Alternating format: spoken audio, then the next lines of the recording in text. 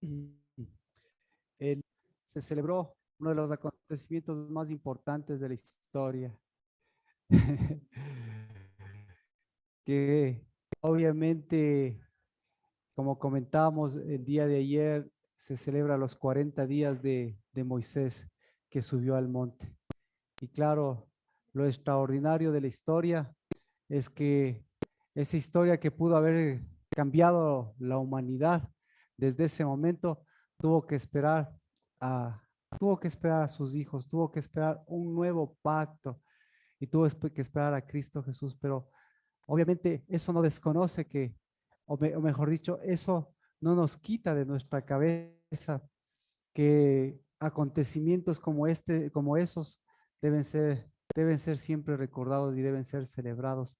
Y celebrados porque son esos tiempos importantes en donde, así como nosotros celebramos un cumpleaños o tenemos celebraciones, fiestas, fechas importantes, pues esas nos recuerdan un acontecimiento pasado, pero las cosas que Dios o Cristo Jesús nos vino a dar un nuevo pacto.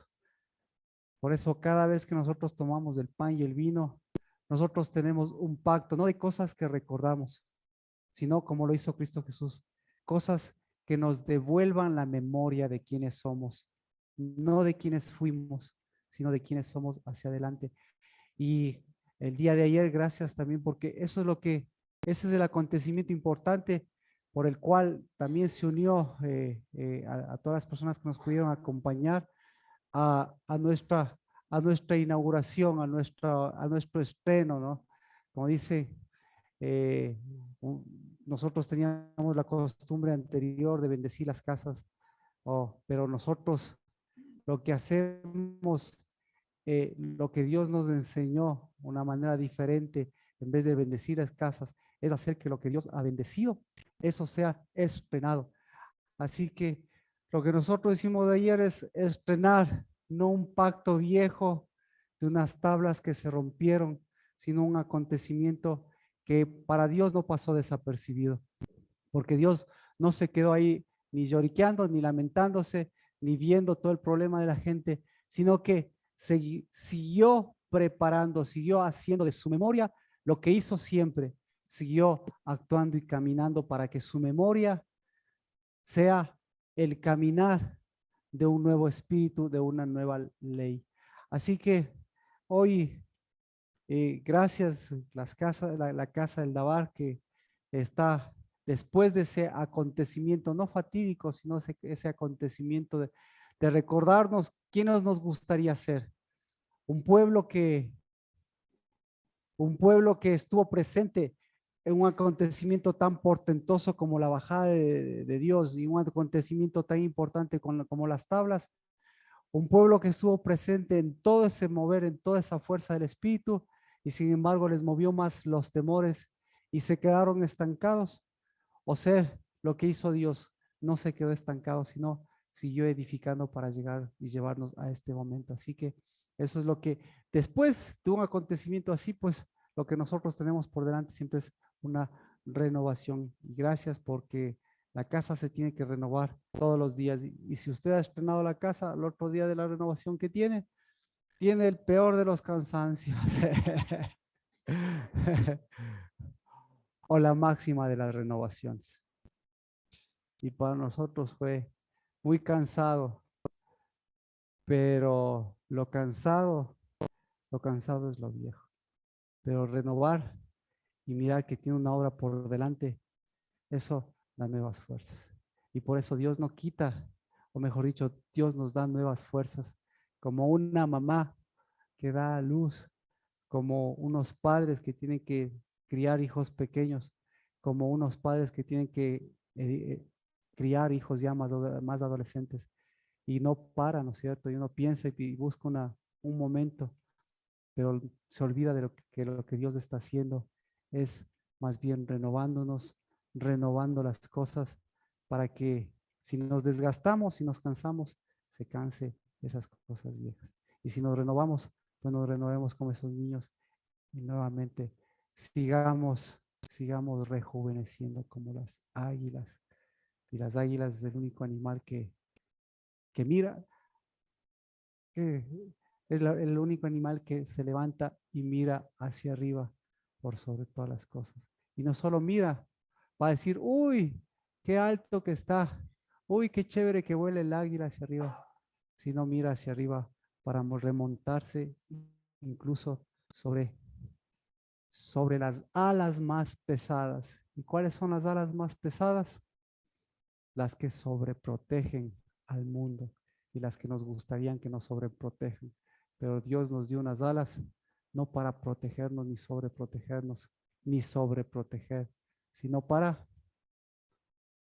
remontarnos. Porque si nuestros padres no remontaron, ¿qué esperamos de nuestros hijos? Que remonten lo que nosotros no pudimos. Entonces, ¿qué esperamos de nuestros hijos? Lo mismo que esperan nuestros hijos. No un viejo abuelo de sus propios hijos, sino alguien que remonte para que ellos vean y digan, mi papá del cielo remontó, mi papá en la tierra también se renovó y remontó. ¿Y yo qué he aprendido? A que me protejan, o que también sea un águila, que en el momento en que tenga que desplegar las alas, no llegue al mismo peñasco, sino remonte. Pero ¿qué necesita? ¿Pero para qué es eso? Es para nosotros, hijos. Así que el día después del día 40, pues, ¿cómo deberían haber estado? ¿Cómo se debería estar? Renovados y frescos. ¿Cómo? Y póngase a ver, ¿cómo estaban ellos? Imagínense en los cielos. Ahora tenemos que hacer, tenemos que visualizar también la historia de Dios y a través de los ojos de Dios. Ponga, ponga, póngase a ver ahora la manera de Dios. Después de los 40 días en que subió Moisés, el día siguiente, ¿cómo estaba Dios? Bueno, haga una comparación. ¿Cómo estaba Dios y cómo estaba el pueblo? ¿Cómo estaba Dios y cómo estaba el pueblo después de los 40 días? El pueblo cansado. ¿Se da cuenta? Es la dimensión que nosotros tenemos del pueblo cansado. Pero usted se olvida del acontecimiento más fuerte que les tocó vivir a ellos. ¿Qué fue lo más fuerte que les tocó vivir? No solo es el hecho que bajó las tablas, en un día como ayer bajó las tablas y rompieron las tablas. Y Dios desde los cielos, no rompas, no rompas. Ah, y ahora, ¿cuánto esfuerzo me tocó? 400 años esperando que salgan de Egipto, día tras día dándoles agua, cuidándoles, quitándoles todas esas sobreprotecciones, cambiándoles de mente. Y llega justo el momento en que tenía que ya confirmarse el pacto.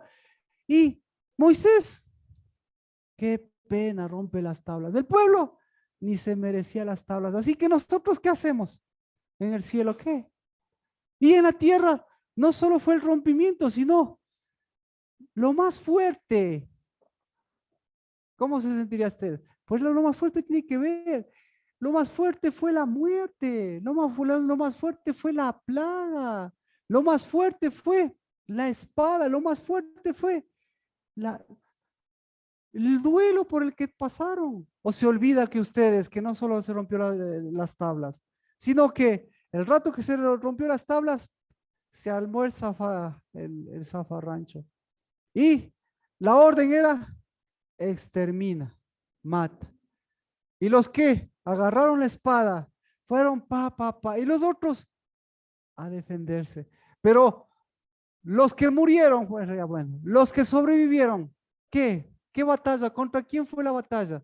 ¿Fue la batalla contra los enemigos? No, ¿a quién mataron? Mataron a un familiar, mataron con el que recorrieron, mataron a alguien cercano a él. Entonces, estaban de duelo, estaban de luto. Perdón. Claro. Sí, ahí el hermano le mató al hermano porque esa fue la orden. Mata, mata el padre, mate a su hijo, el hijo mate a su padre, el vecino mate. Y al siguiente día, y Dios desde los cielos. Por eso, ya vemos esa perspectiva fuerte. todos hundidos, todos muertos, todos de luto, todos en ayunas, todos desamparados, desesperados, cansados, abatidos, pero no solo en una condición después de haber gastado todas sus energías, después de haber dado todo de sí, después de haber invertido todo, todo, de haber invertido todo, toda su confianza. ¿Cómo se siente usted? Después de haber dado toda su confianza, ver llegar a ese punto, ¿a quién no le echa todo abajo? Y Dios, si así se sentía en la tierra, Dios, ¿cómo se sentía en los cielos? ¿Cómo se sentiría usted que tiene el reflejo a la luz de Dios? No, Dios desde los cielos, entonces no se sintió así. ¿Por qué Dios? Sabía lo que estaba pasando, pero Dios inmediatamente tenía que, invirtió todo Dios. Dio todo de sí, dio lo mejor, escribió con su propio dedo, les aguantó todas las cosas y encima le tratan así. Y Dios les iba a devolverse algo diferente de lo que Él da. No, Él se renovó y Él dijo nuevamente, nuevamente tengo que remontar, porque este acontecimiento no solamente es contra un Satanás, que nosotros lo vemos ahí pintado como alguien espectral, monumental, sino es contra alguien que destruye, es contra su propia esencia de construcción. Entonces, inmediatamente él sabía que estaba Cristo de por medio, sabía que tenía que Cristo Jesús tomar la fuerza, sabía que en ese instante tenía que nuevamente darles la fuerza para seguir a ellos adelante. Entonces, como las águilas, él también se renovó y comenzó nuevamente a construir y nos comenzó a levantar, a lamentarse y desgastó todas sus fuerzas, pero inmediatamente tomó fuerzas nuevas. Por eso una mamá, por eso un hijo de Dios, por eso alguien que tiene edad avanzada, por eso alguien que está empezando, se da cuenta que después del gran acontecimiento, de la gran alegría, pues viene el gran desgaste, pero de lo viejo, pero inmediatamente con alegría se renueva. Pero si las cosas no suceden de esa manera, pues sepa que eso es lo que hoy celebramos, un día en que no, las cosas no se celebraron a la manera del mundo, lamentándose, ni llorando, ni enterrando muertos, sino levantando nuevamente, como hoy, como casa del lavar, levantando unas nuevas fuerzas para, para continuar edificando y proyectándonos. Amén. ¿Cómo estamos? Renovados, renovados. Y, y habíamos, y yo, entonces, ahora me gustaría retomar, porque es importante retomar los acontecimientos sucedidos en la tierra y en los cielos. Y leíamos el Salmo 51. Y por si usted se olvida, el Salmo 51 también tiene un acontecimiento muy fuerte, que es justamente lo sucedido, perdón, 52. La, la, la memoria falla, pero el memorial nunca falla. Entonces, este es nuestro, por eso digo, este es nuestro memorial. La memoria, sí. Como dicen los ecuatorianos, tienen mala memoria. Ni se acuerdan de los presidentes, porque inmediatamente vuelven a levantarse como águilas, o inmediatamente vuelven a caer con los mismos errores. Esa es la diferencia de nuestro memorial y de nuestra memoria. Así que el Salmo 51, tenemos el acontecimiento que todos conocemos. Pero para ver el acontecimiento que todos conocemos, tenemos que ver qué es lo que pasó. Se refiere, y ubicarnos en el tiempo, se refiere a Betsabé y a David. Entonces, ¿quién es David? David es un profeta. David es el hijo de Dios. David, ¿qué más? David es el rey. David es sacerdote. David es el profeta. Pero David también es el ser humano. David también es el hijo. Pero al mismo tiempo tenemos que saber también quién es David. Para mirar quién es David aquí y quién es Dios y quién es David con Dios y por qué David es con Dios. Entonces, el acontecimiento es, llega el tiempo de Pascua. Llega el tiempo de Pascua. ¿Y David qué hace en tiempo de Pascua? En tiempo de Pascua no hace Pascua. No hace Pascua. En tiempo de Pascua ve a una mujer por ahí.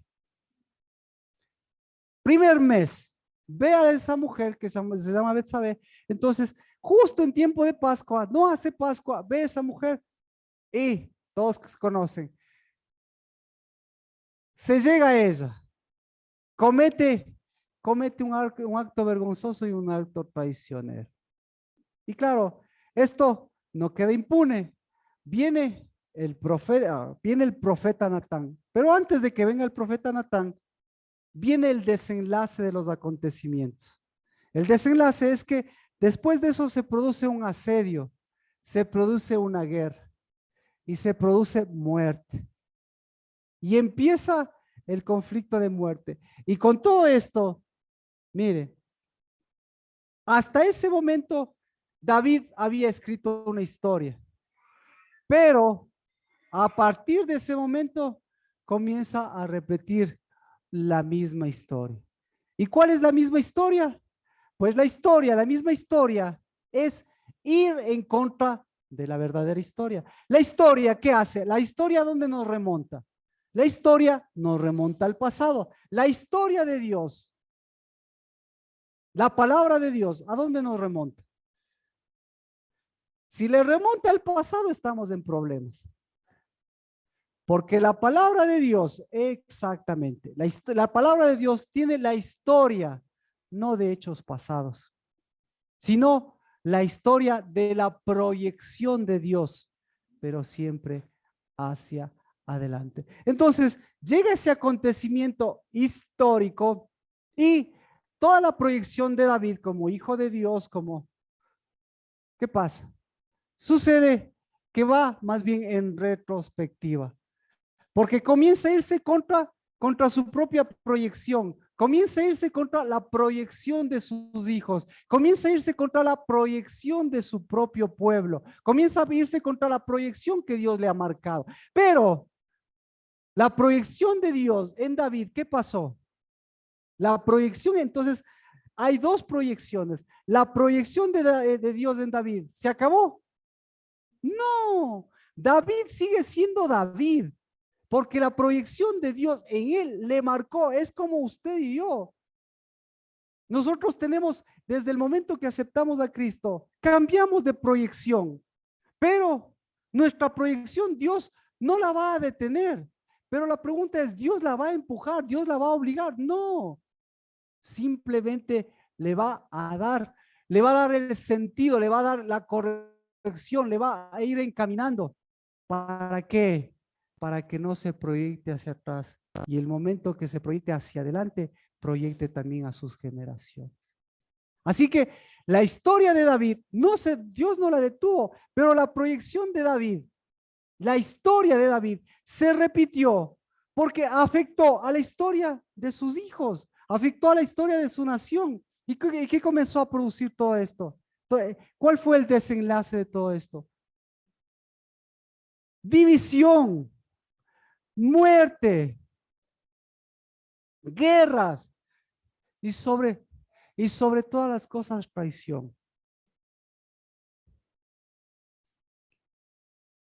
Imagínese que su hijo, el hijo más amado, ese mismo quiso usurparle su propio trono. Pero para Dios la proyección seguía adelante. Y esa proyección extraña, esa proyección vieja, ¿qué tiene que hacerse? Tiene que seguirse cambiando. Así que este acontecimiento marcó el curso de la historia del David humano, de toda su familia, pero acentuó o confirmó la historia de Dios para ir mejorando, para ir cambiando todas estas cosas. Y resulta ser que, bueno, la proyección se sigue extendiendo porque a partir de esto empezaron guerras infructuosas. Empezó una muerte infructuosa que todos la conocemos. Entonces, ocurre esto, viene un tiempo de guerra. No se conquista una ciudad, no se producen las guerras de un día a la mañana.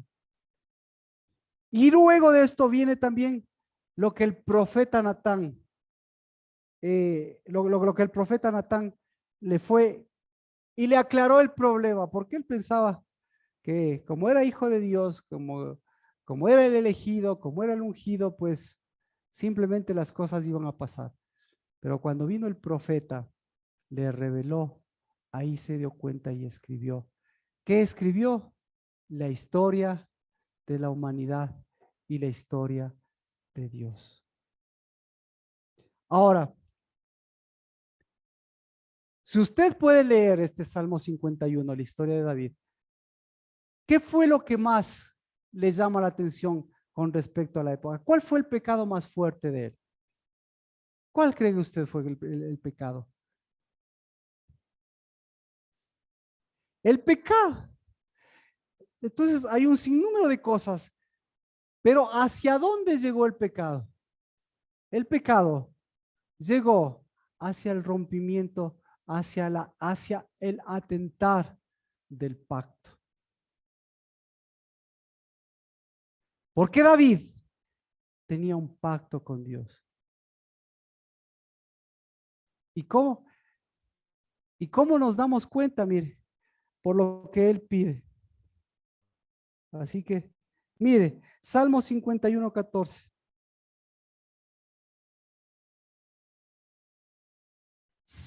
Dice, líbrame de los delitos de sangre, oh Dios de mi salvación, para que mi lengua cante con gozo tu justicia. Líbrame de los delitos de sangre. Entonces, podemos decir, ¿esto fue antes o esto fue después de su delito de sangre? Después de su delito de sangre. ¿Y cuál fue el delito de sangre que cometió él? La Biblia lo dice. Exactamente. Él tomó una espada, o mejor dicho, él empuñó la espada verdadera. ¿Cuál es la espada verdadera? La de la palabra, la del espíritu. Y en lugar de llevar espíritu, ¿qué dijo? Armen todo un complot. Armen todo un show y pónganle a Urias. Así que no solo tomó una espada diferente, no solo hizo un complot, sino que incluso sabemos el nombre de la espada que utilizó. ¿Qué espada utilizó? La espada que le mató a Urias. ¿Qué espada le mató a Urias? Ninguna espada. ¿A Urias quién le mató? A Urias le mató una flecha.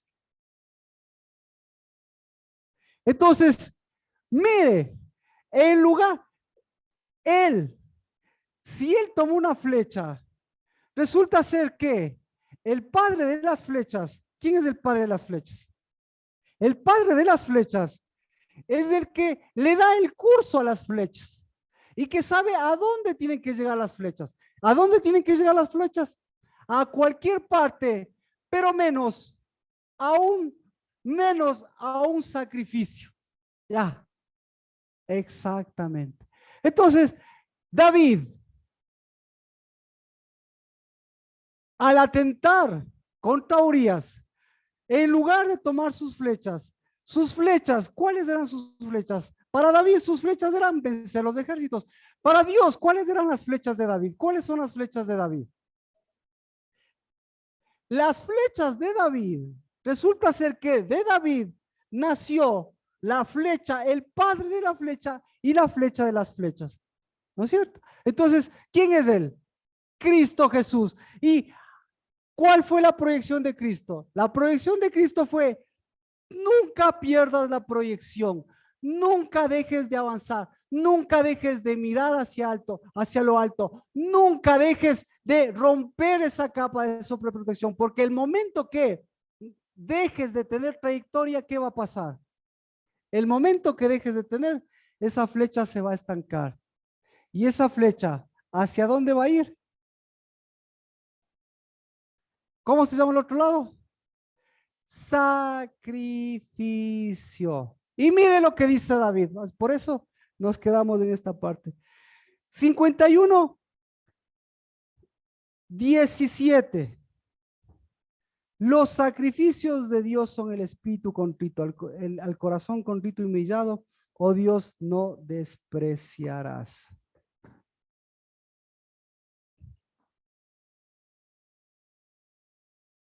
El 14, líbrame de los delitos de sangre, oh Dios de mi salvación. El 16, no te deleitas en sacrificios. El 17, los sacrificios de Dios son. Entonces, una flecha que ha perdido la trayectoria, ¿en qué se convierte? Pregunta, alguien que se convierte en sacrificio, ¿en qué se convierte? Se convierte en sacrificador.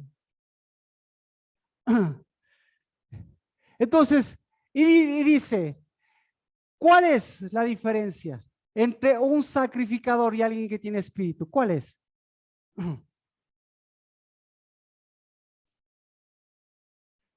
Por supuesto, la diferencia está en el espíritu. Y él pide, claro, él pide un espíritu. ¿Qué espíritu? El espíritu contrito. Mire qué espíritu pide él. ¿Qué espíritu pide? Ay, a ver. ¿Qué pediría usted? Salmo 51:10. Salmo 51:10. Ya, le voy a dar para que vea qué pide usted que le gustaría pedir. Primero, vamos entonces al delito. El delito de David atenta contra el pacto. Y el pacto, obviamente, atenta a la paternidad. ¿Y cómo nos damos cuenta? ¿Se cumplió o no se cumplió en David? Pues démonos cuenta. En lugar de ser el padre que tenía sus flechas y utilizaba sus flechas, o mejor dicho, utilizaba la flecha correcta, ¿sí? Cristo Jesús, porque eso es lo que tenía en su esencia. Utilizando las flechas correctas, ¿a dónde les proyectaba? ¿Qué debían hacer sus hijos? ¿Qué tenían que hacer sus hijos? Todo menos ser sacrificadores. Viene su hijo, ¿y qué? ¿Por dónde empieza a desarrollarse, a desenvolverse ya las, no consecuencias, porque no me gustan las palabras, sino el desarrollo de los hechos? Por la traición. ¿Y la traición por dónde se metió? Por su hijo. Y su hijo, en lugar de ser flecha, comenzó. Lo primero que hicieron, no se acuerdan, lo primero que hicieron fue matarse entre ellos. El uno le mató al otro y después del otro les acabó. Pero bueno, entonces le dice, empuña un espíritu, empuña, en lugar de empuñar a una espada, en lugar de empuñar, de tomar un hijo, resulta ser que no toma de sus hijos, sino que para producir la sangre de donde toma, arma el complot y toma una flecha, porque el que le mata a Urias es una flecha de, una flecha una flecha de un amonita, de un moabita. Y la historia se va por ese lado. Quebrantó el pacto, quebrantó la paternidad, se convirtió en un sacrificador y les sacrificó, y sacrificó lo más importante, sacrificó su propia historia, sacrificó a sus hijos. Y lo contrario, obviamente aquí dice, ¿qué es lo que pide él? Dice un espíritu, el espíritu contrito y humillado. No es lo que pidió el espíritu contrito y humillado. ¿Qué es lo que pidió? Dice, crea en mí, oh Dios, un corazón limpio y renueva un espíritu recto dentro de mí. ¿Qué pidió? ¿Qué pidió? Renovación. Exacto. Pidió una nueva escritura. Entonces, esto es lo importante. Al pedir una renovación, Al pedir un nuevo espíritu, pidió un nuevo pacto. Es decir, no un viejo pacto, sino el nuevo pacto. ¿Y cuál es el nuevo pacto? El nuevo pacto tiene nombre y apellido. Cristo. Y Cristo Jesús tiene nombre y apellido. Cristo Jesús se llama sacrificio. Se llama sacrificio vivo. ¿Y por qué se llama sacrificio vivo? Porque tiene vida, porque tiene espíritu. Y si tiene espíritu, ¿a dónde nunca va a llegar? A ser sacrificador.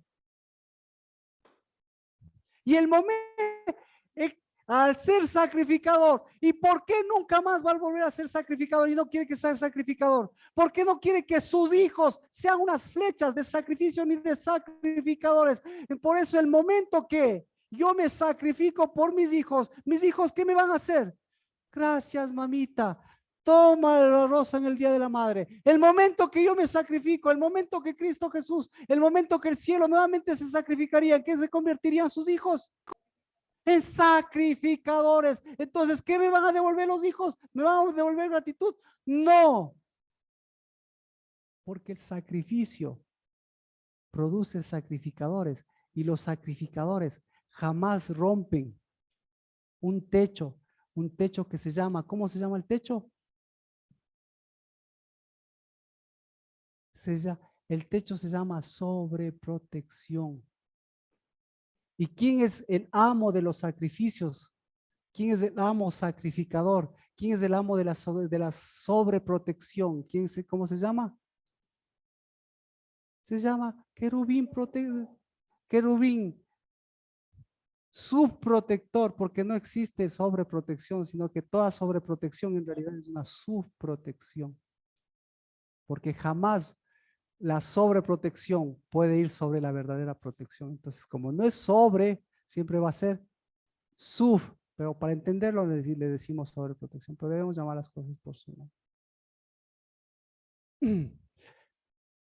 Crea en mí, perdón, vamos, un espíritu contrito y humillado. ¿Qué es ser contrito? Perdón, pero abajo tú no desprecias un espíritu contrito y humillado. ¿Qué es contrito?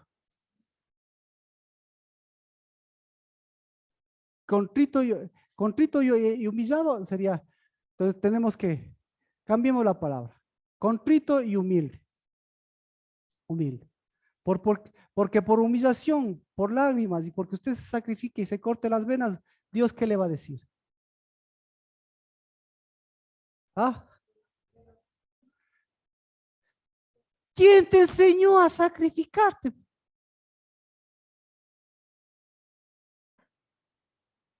Yo no vine a sacrificarme, yo no vine a morir, yo vine a dar vida. Entonces nosotros confundimos que Cristo vino a hacer sacrificio perfecto muriendo. No, Cristo vino a hacer vida, Cristo vino a hacer sacrificio perfecto dando la vida, incluso para que la muerte crea que le está matando. Pero hasta la muerte se llevó a Hades para sacar con vida llevando vida. Pero bueno, esa historia todos lo sabemos. Pero es una línea delgadita.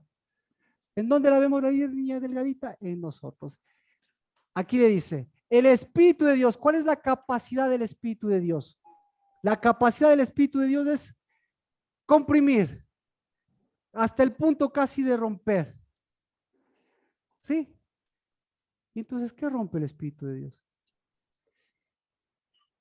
¿Rompe las flechas o rompe los sacrificios?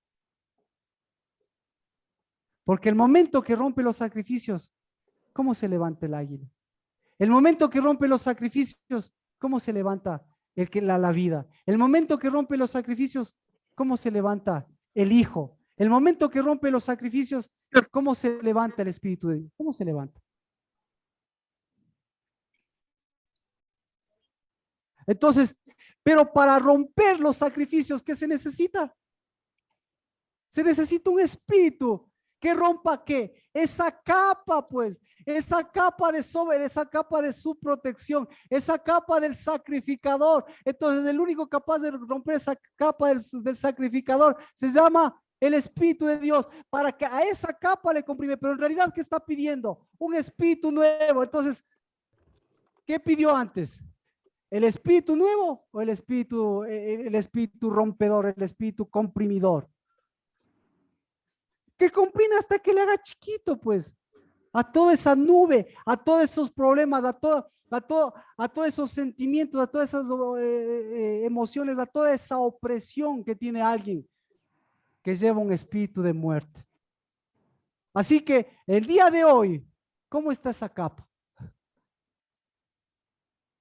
¿Cómo está? Está pesada, está llena de duelos, está cansada. Es normal. Pero vamos, entonces, mire lo que está pidiendo. David, después de llegarse y que venga el profeta y le diga, te creías del ungido, te creías del Hijo de Dios, pero resulta ser que mataste, mataste con una mano santa, tomando una flecha ajena o tomando una espada ajena. Mataste en lugar de ser padre de naciones, tomando la paternidad de un idólatra sacrificador. ¿Cómo se sentiría? ¿Cómo cree que se sentiría el David? ¿Cómo se sintió?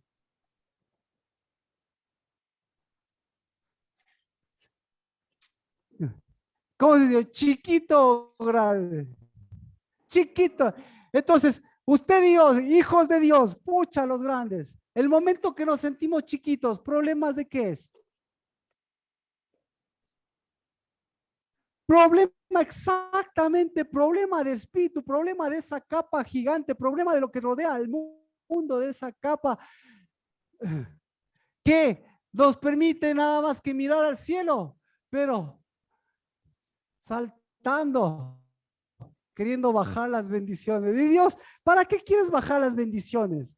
Si lo que tienes que hacer es subir, subir y remontarte sobre esa capa y sobre esos problemas. Así que ayer, ¿cómo estaría esa capa? Me refiero al tiempo de Egipto. Hoy, pucha, echó pedazos, muertos, matados. Y Dios, tratando de qué? De quitar esa capa de ellos. Y Moisés, ¿cómo cree que se sentiría? Moisés el día 41, cansadísimo, 40 días me quedé sin comer ni dormir, ni comer ni tomar agua. Y me toca subir 40 días más. Y me toca subir al monte y me toca bajar al monte. ¿Cómo hizo un viejito de cuántos años tenía? Uh, ¿Cómo hizo un viejito de 80 para subir y bajar, no comer y todo?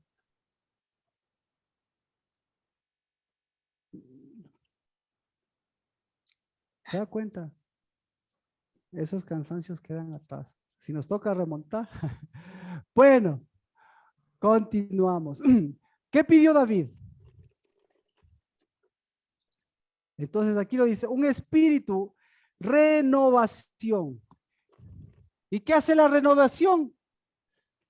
¿Qué pidió David? El espíritu renovado, ¿qué hace?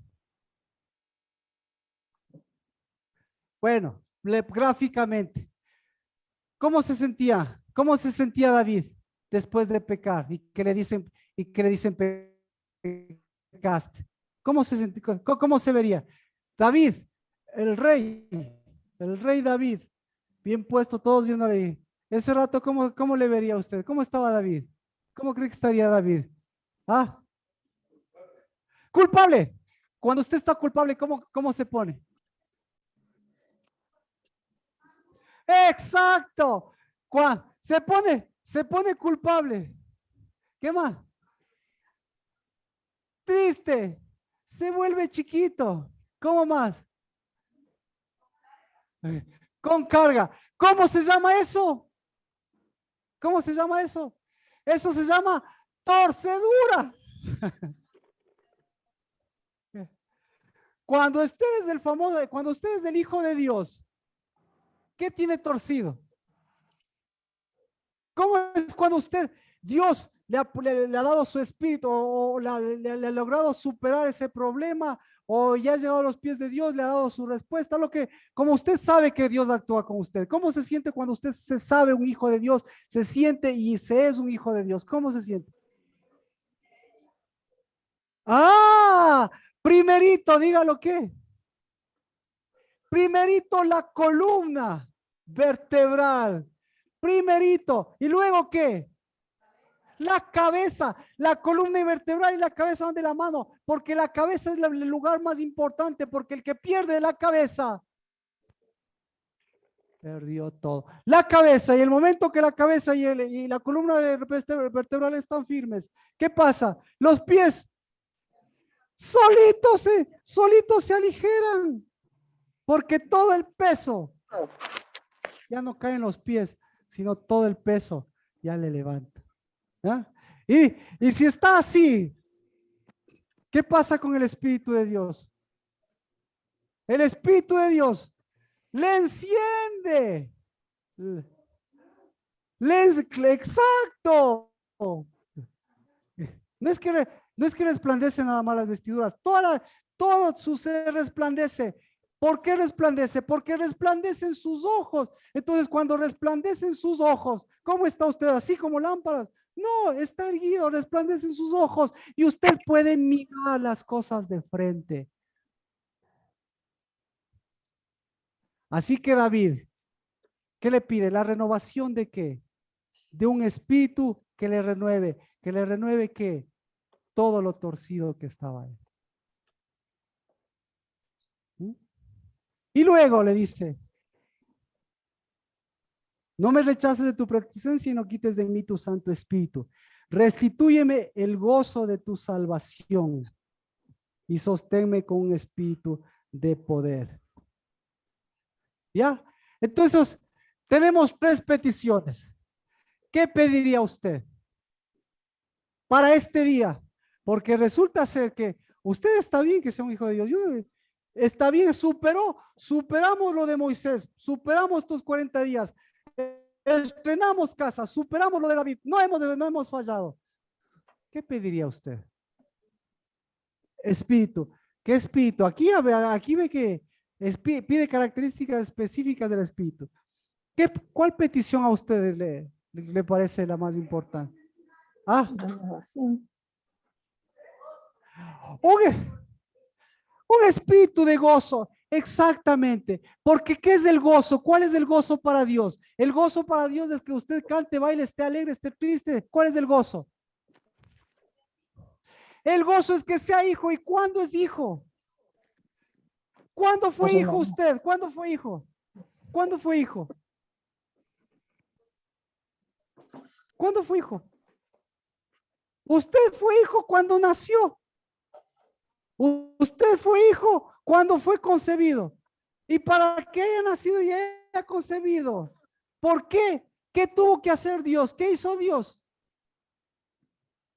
Pudo haberse acercado, pues, pudo haberse acercado un día antes, un día después. ¿Qué hizo Dios?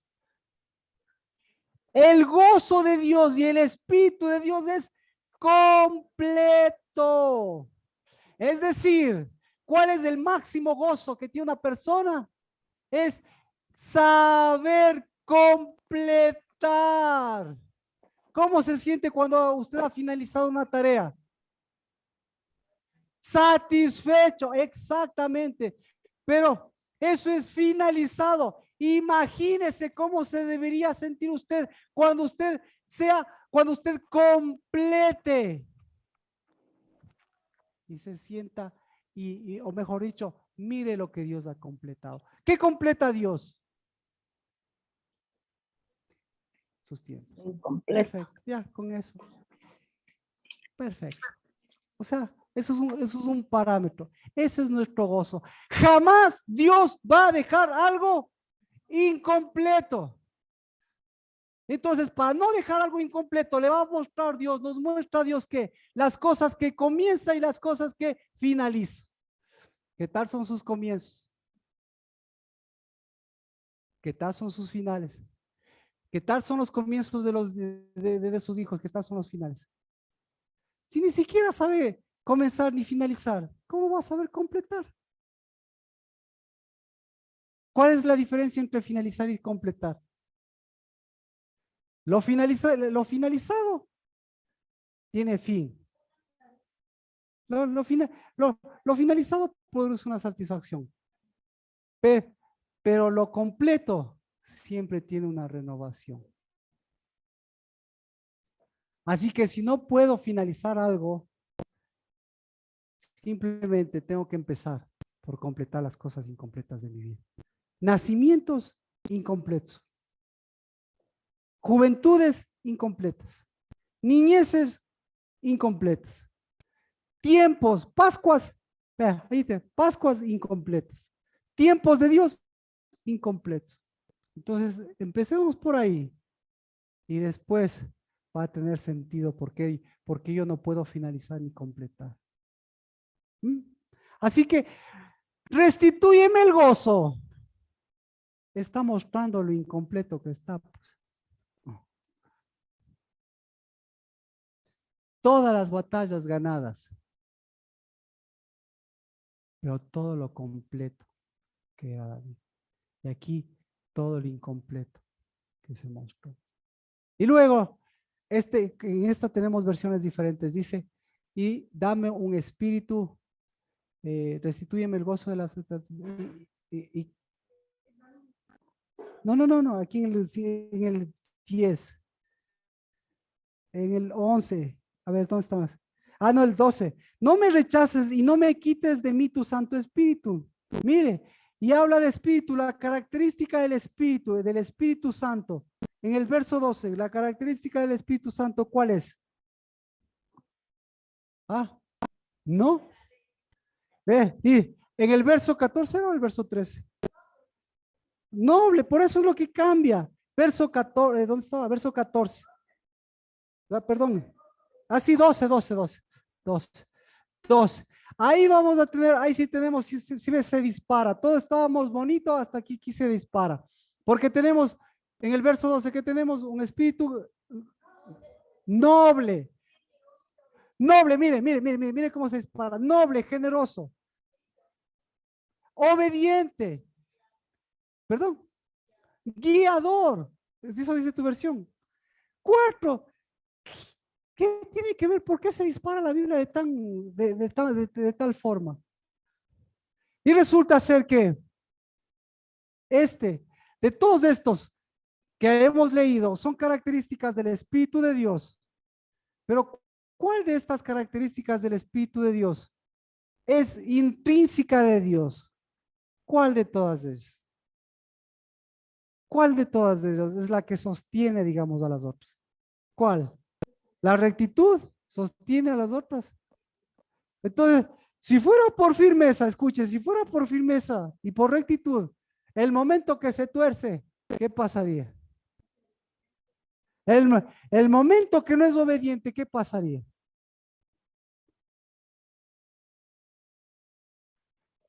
El momento que no se renueva. Pero mire, por eso la característica, usted lo dijo, la versión más acercada es la que acaba de decir y que empezamos por eso. Generosidad. Entonces, ¿qué es la generosidad? La generosidad es la disposición de Dios para dar el paso hacia adelante. No solo el paso, sino para hacer lo que se debe hacer. En este caso, la generosidad de Dios es para nuevamente volver a las sendas correctas que tiene que hacer. ¿Qué pediría usted? Escoja. Pero ¿qué es lo que estaba haciendo Dios? Eso es lo que me llama la atención. ¿Qué es lo que estaba haciendo Dios? El único que tiene una oración en la que manifiesta estas palabras es David. Y para que haya tenido esa oración, como muchas de las oraciones de él y muchos de los salmos de él, es porque el Espíritu de Dios estaba actuando. Y el que estaba aquí haciendo las cosas por sobre el pecado de Israel, por sobre el pecado de David, por sobre el cansancio, por sobre todas las cosas, es el Espíritu de Dios. ¿Qué estaba haciendo el Espíritu de Dios? lo que dice en el verso 1. ¿Qué dice? Ten piedad de mí, oh Dios, conforme a tu misericordia y conforme a lo inmenso de tu compasión, borra mis transgresiones. ¿Qué está haciendo Dios? Escuche, borrando qué. Mire, todos conocemos el libro de Dios. ¿Qué hay en el libro de Dios? ¿Qué está en el libro de Dios? Los nombres, los nombres. Pero resulta ser que, ¿qué son los nombres? Los nombres son todas las cosas nombrables, todas las cosas que llevan su nombre. ¿Cuántos nombres de Dios encontró aquí usted? Del mismo Espíritu. Resulta ser que el Espíritu de Dios tiene nombres específicos. Espíritu de sabiduría, espíritu de temor. Y aquí vemos un montón de cosas. Porque los nombres, ¿qué son los nombres? Los nombres son, no, eso suena a teología de las cualidades, no. Los nombres son las cosas nombrables de Dios. Repito, los nombres, el nombre que usted le ha dado, son las cosas nombrables de Dios. ¿Cómo se llama Dios? Cosas nombrables. ¿Qué cosa nombrable usted puede escoger de Dios? ¿Qué cosa nombrable? Dios es bueno. ¿Es un nombre de Dios? Claro. Ahí tiene un montón de nombres. ¿Qué más? Dios es justo. ¿Es un nombre de Dios? Exactamente. Todas esas cosas, entonces los nombres de Dios son las cosas nombradas de Dios. Y de las cosas nombradas de Dios, las cosas que reúnen a las cosas nombradas de Dios y que se pueden reunir en un solo nombre, tienen su nombre. ¿Cuál es un nombre que reúne todas estas cosas? Cristo. ¿Qué está reunido en Cristo? Amor, gozo, paz. Todo lo que usted quiera, gozo, paz. Reúne todo eso. ¿Y en qué se concentra? En Cristo, en el Mesías, en el ungido. ¿Sí? Más o menos así. Entonces, ¿qué existe? Existe un nombre que sostiene a lo nombrado de Dios. Y entonces lo nombrado de Dios son nombres de Dios. Entonces lo que Dios está escribiendo, lo que Dios tiene escrito en el libro de la vida, ¿qué es? Las cosas nombradas de Dios que dieron identidad a alguien que lleva el nombre de Dios. Entonces en el nombre de Dios está, por ejemplo, ponga su nombre, Carmita, Laura, está Laura. Entonces Laura, ¿quién es? Es la suma de las cosas nombradas de Dios. ¿Y cómo es la personalidad de usted? Usted, entonces, ya, no, yo soy enojona, esa es mi característica, esa es mi personalidad. Chévere, pero esas características de esas personalidad, eso es porque detrás de eso tiene cosas nombradas, tiene cosas nombrables. Entonces, si usted es una enojona, ¿qué es lo que está diciendo? ¿Cuál es la verdadera cosa nombrada detrás de eso? No se va a ir al horóscopo, obviamente no. Entonces, no, si es que es enojada es porque, si es que es enojada, si no, detrás de eso es porque le gusta, porque es una persona recta. Detrás de eso es porque es una persona justa. Y no es que no me gustan las injusticias, sino yo fui hecha para dar nombre a las cosas nombradas por Dios, porque las cosas innombrables de Dios, ¿qué hizo con las cosas no innombrables? ¿Qué hace Dios con las cosas innombrables? ¿Cómo se llama la cosa innombrable? ¿Cómo se llama la cosa innombrable que está manifestando David? ¿Cómo se llama? Traición, exactamente. ¿De qué está pidiendo perdón David? ¿De qué pide perdón? Mire, de esto pide perdón. Aquí lo dice, ¿de qué pide perdón? Pide perdón de las cosas innombrables que hizo, pero las cosas innombrables que hizo, ¿por qué no las menciona? Usted va a hablar con Dios. Imagínese a David. Usted es el Natán, dice, anda a hablar con Dios. Tienes que pedir perdón. ¿De qué le diría que tiene que pedir perdón a David? ¿De qué le diría que tiene que pedir perdón? ¿De qué le diría que tiene que pedir perdón? Me gusta Octavio porque rompe el molde. ¿De qué?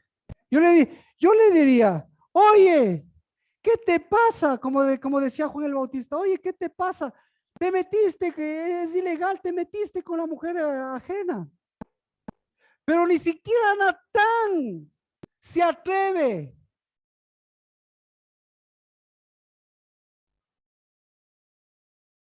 Entonces, por eso, escúchese, no tiene nombre ni siquiera para acercarse a pedirle perdón, porque tiene que darle nombre a esas cosas, porque tiene que darle un sentido a esas cosas, porque si usted va con cosas innombrables, ¿qué va a hacer?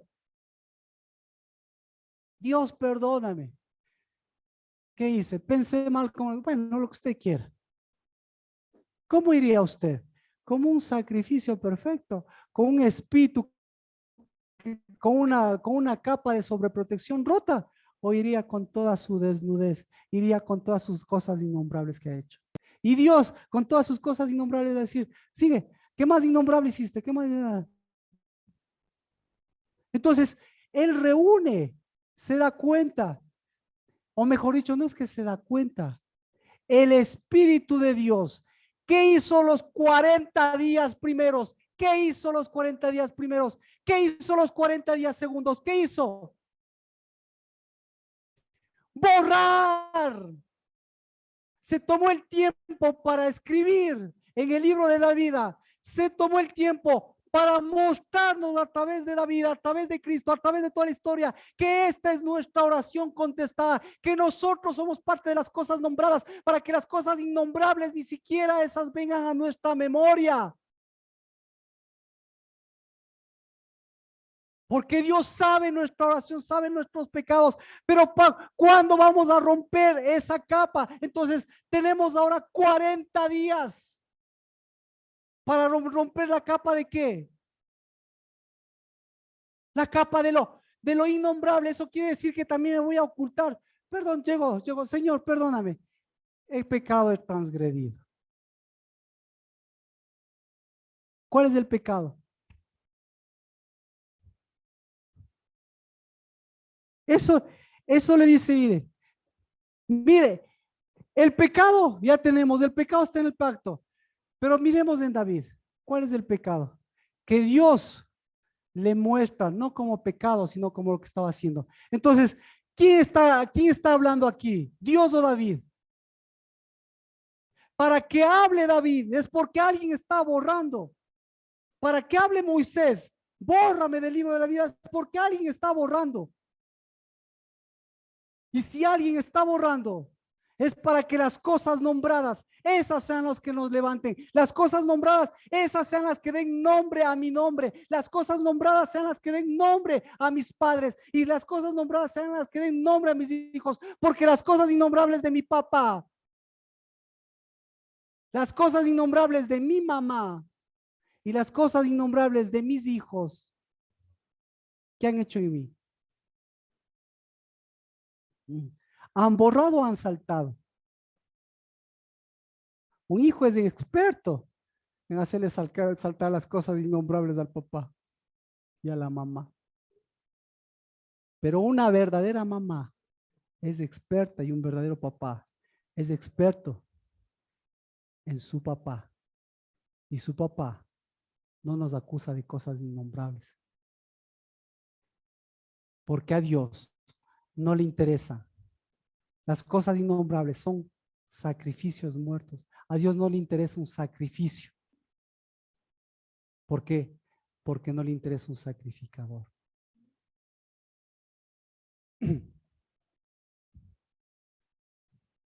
Mire, y resulta ser que el día de ayer, mire lo que dice, vamos desde el verso 12, restitúyeme el gozo de tu salvación y sosténme con un espíritu generoso.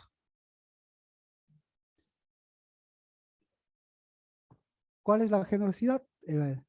Enseñaré a los transgresores, escuche, enseñaré a los transgresores tus caminos y a los pecadores se convertirán a ti. ¿Qué le está diciendo que es? Me voy a convertir en el máximo evangelista. Voy a trabajar por ti. ¿Qué está diciendo?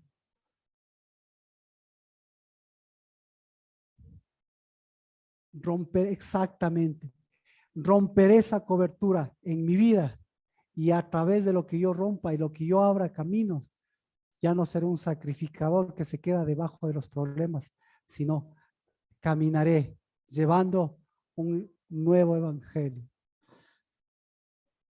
Y llevando, exacto, líbrame, líbrame de delitos de sangre, oh Dios, de mi justicia, entonces mi lengua cantará con gozo. Abre mis labios, oh Señor, para que mi boca anuncie tu alabanza.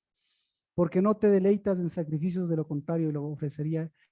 Yo lo ofrecería, no te agrada el holocausto. Los sacrificios de Dios son el espíritu contrito, el corazón contrito y humillado, Dios no desprecias. Mire cómo cambia la situación. Haz bien con tu benevolencia. ¿Cuál es? Y aquí vemos la benevolencia de Dios. Haz bien con tu favor y tu benevolencia. ¿Haz qué? Edifica los muros. ¿Y qué cree que era el día de ayer?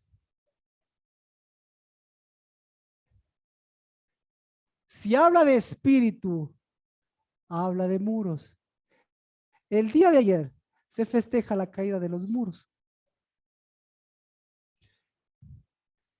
Cuando debería festejarse, el día 40, ¿qué debería festejarse? Entonces, ¿por qué habla de los muros? A lo que voy es, ¿qué tiene que ver todo su pecado? Y de pronto cambia y dice los muros. Porque los muros son espíritu. Porque los verdaderos muros de Dios son espíritu. Y la característica de los muros de Dios, ¿cuál es la característica cuando es muro? Tiene dos características cuando es muro. Ustedes se cuentan por sus muros. Los muros que hacen.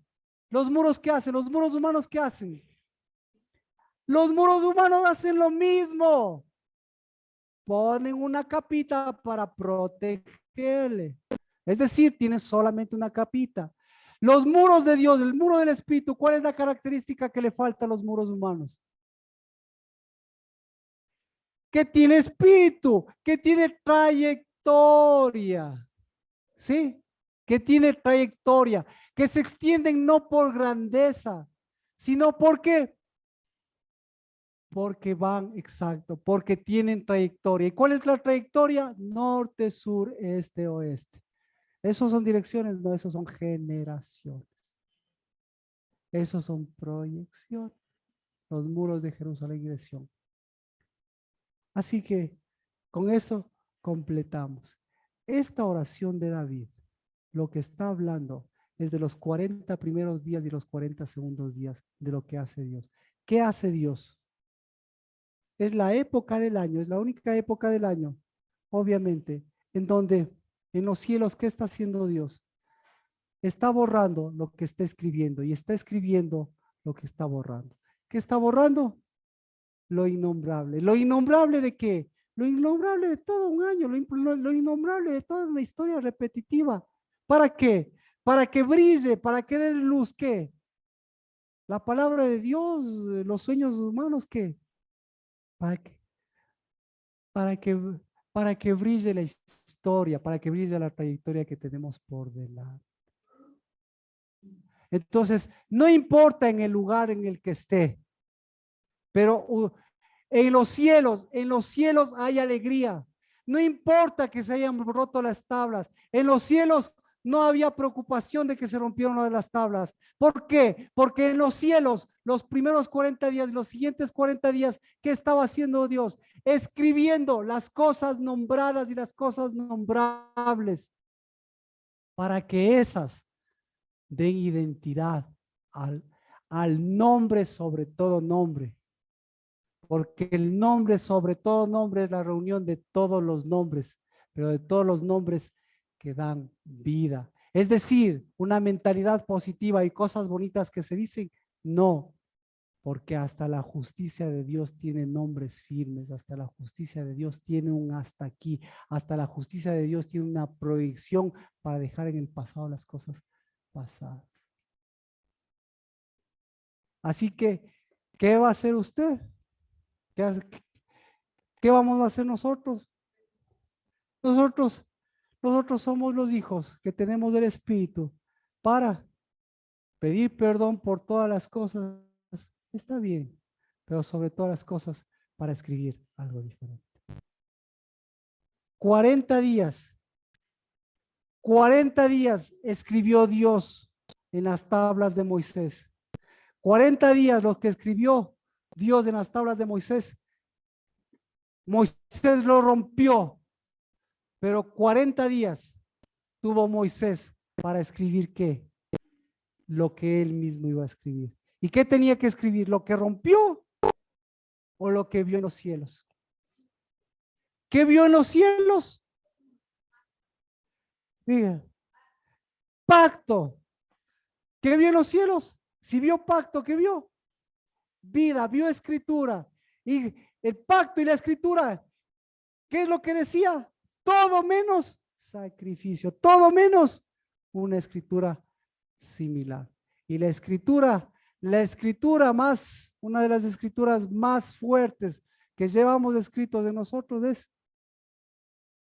lo mismo, sacrificio que levanta hijos sacrificadores, o mejor dicho, que levanta a sacrificadores y a sacrificados. Amén. ¿Cómo estamos?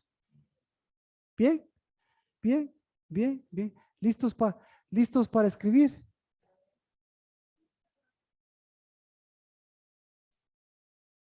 ¿Y listos para romper?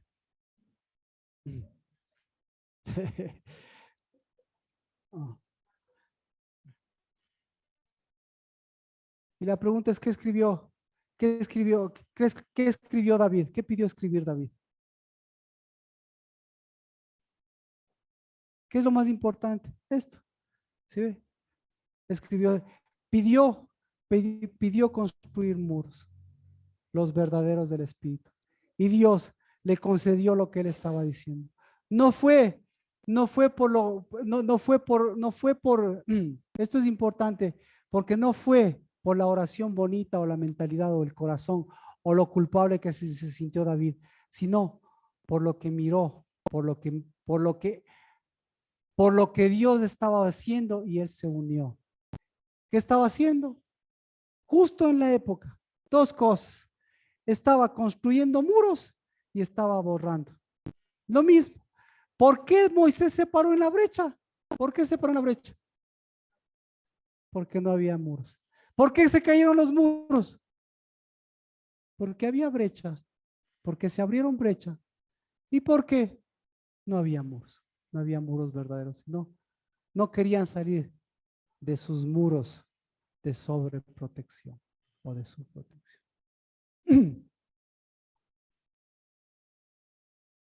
¿Alguna pregunta? Escoja, ya tiene.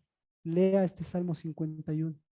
Escoja, ya tiene los 40 días de Moisés, pero sobre todas las cosas tiene el saber de lo que está haciendo Cristo Jesús, para que esa sea nuestra oración y esa sea nuestra traducción en nuestros hijos.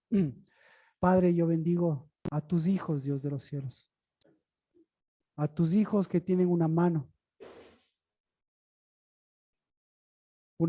Señor, de donde apoyarse, que es la diestra de tu justicia. Yo bendigo, Dios de los cielos, porque tu mano tiene tus hijos, porque en tu mano están tus hijos. Aleluya. Yo bendigo porque cada uno de tus hijos unimos hoy esa mano de lo que tú estás haciendo. Que caigan, Señor, que caiga, Padre, esas flechas, que caiga, Dios de los cielos, en el nombre de Cristo Jesús, esa paternidad. Que caigan, Señor, esos hijos, que caigan esos muros, que caigan, Señor, esas transgresiones, que caiga, Señor, lo innombrable, que quede, Señor, igual que nuestros delitos y nuestros pecados en el fondo del mar, pero que se borre, Dios de los cielos, en el nombre de Cristo Jesús, esa memoria vieja, que se borre para volver a escribir lo que tú escribes, Dios bendito. Porque, Señor, el que sabe escribir, sabe leer. Y por eso bendigo, porque no leemos algo que sucedió, sino algo que está sucediendo. Lo que está sucediendo en el nombre de Cristo Jesús es lo mismo que hiciste tú ayer y siempre.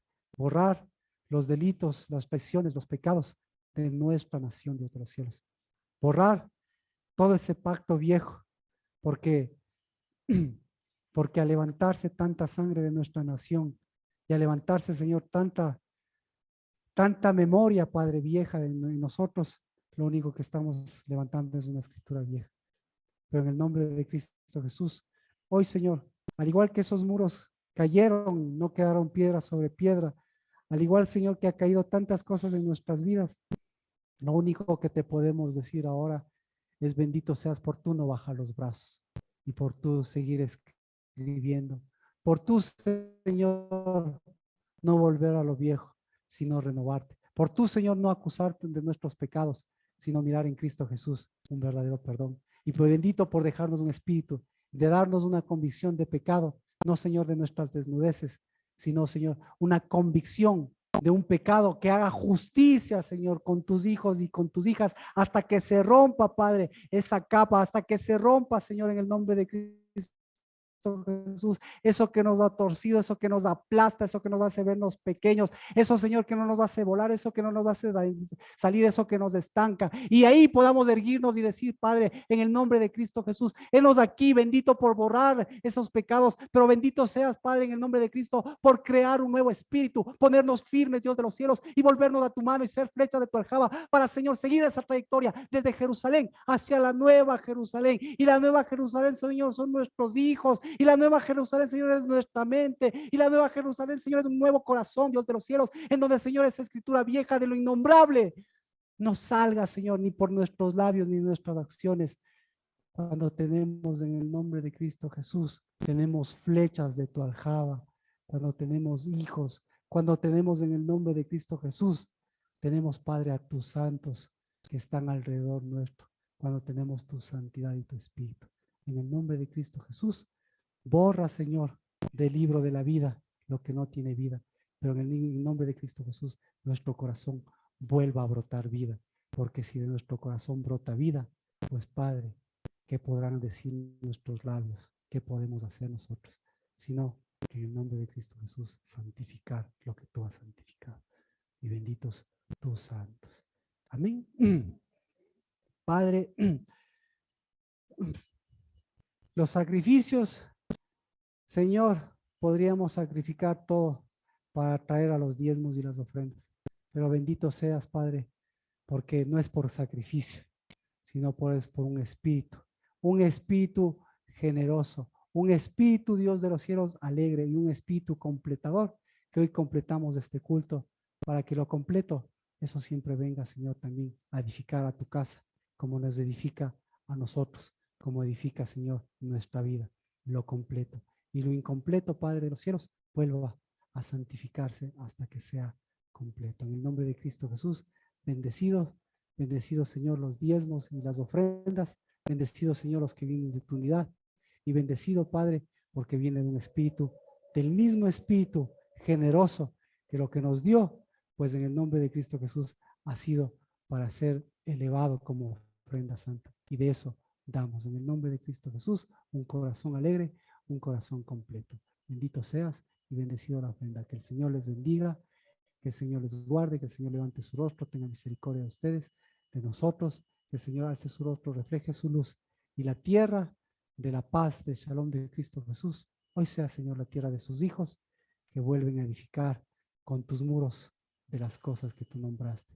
Y las cosas que tú nombraste siempre completarán lo que completa la vida, Dios de los cielos, un renovar. En nombre de Jesús, amén. Bendiciones, un abrazo, una buena semana.